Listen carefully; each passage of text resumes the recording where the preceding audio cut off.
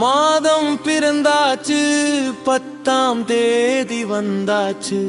வாடகை கட்ட பணம் பத்தல, கை மாத்து கேட்க துணிஞ்சாச்சு. ஈகோ எல்லாம் தூக்கி போட்டு எவாய் கட்ட கடன் வாங்கியாச்சு. 20 தேதிக்கு மேல ஆச்சு, நான் பேங்க் பேலன்ஸ் பார்க்க பயமாச்சு. சம்பளம் வருவது ஒரு நாள், ஆனா செலவு வருதோ பல நாள். கணக்கு போட்டு பார்த்தாலும் புது புது செலவு மீறி போகுது. வாழ்க்கை ஓட்டவே முடியல, இதுல சொந்த வீடு எட்டி பாக்குது கனவுல. வாடகை வீட்டில சொந்தக்காரங்க கூட 2 நாள் மேல தங்க வைக்க முடியல. வேலை செய்யற இடத்துல அதிகாரமானவன் பார்த்து பழகி போச்சு. எல்லா சாமியையும் தினமும் வேண்டி வேண்டி சலிச்சு போச்சு.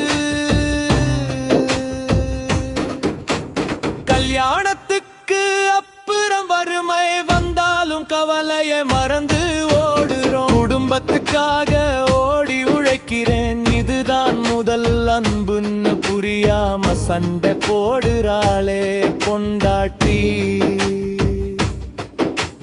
காலண்டர் தேதிய பார்க்கும் போதே நெஞ்சு துடிப்பு அதிகமாகுது. பழைய சட்டைய துவைச்சு போட்டு புதுசு போல காட்டிக்குவோம். பசங்க கேட்ட விளையாட்டு பொம்மையே அடுத்த மாசம்னு தள்ளி போடுவோம். பிள்ளையோட ஸ்கூல் பீஸ் வந்தா அத்தனையும் காணாம போகுது.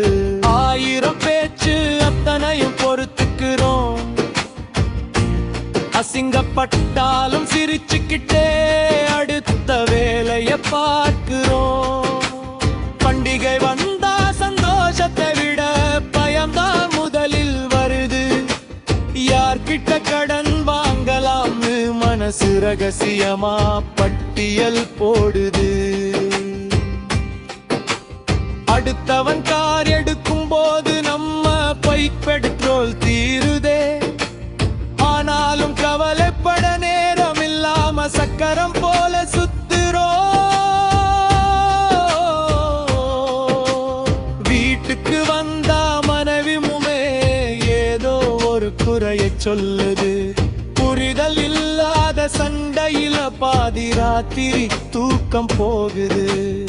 ஆனாலும் காலையில எழும்போது அவ போடும் காபியில் ஒரு நேசம் இருக்கு. வெளியே சொல்லாத 1000 அன்பில் தான் இந்த வாழ்க்கையே மிச்சம் இருக்கு.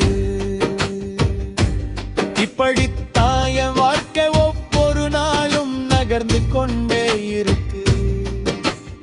ஆனா என் மகளின் சிரிப்பை பார்த்தா இல்ல கவலையும் பறந்து போகுது. அந்த சிரிப்பு போதும் எனக்கு, உலகமே என்ன ஏளனமாக பார்த்தாலும் அவளுக்கு நான் தான் சூப்பர் ஹீரோ. அவள் எதிர்கால கனவுகளுக்காக என் ஆயுள் வரை இந்த தந்த உழைப்பா. வாழ்க்கை ஒரு நாள் மாறும் என்ற நம்பிக்கையோடு நான் ஓடிக்கொண்டே இருப்பேனே குடும்பத்துக்காக.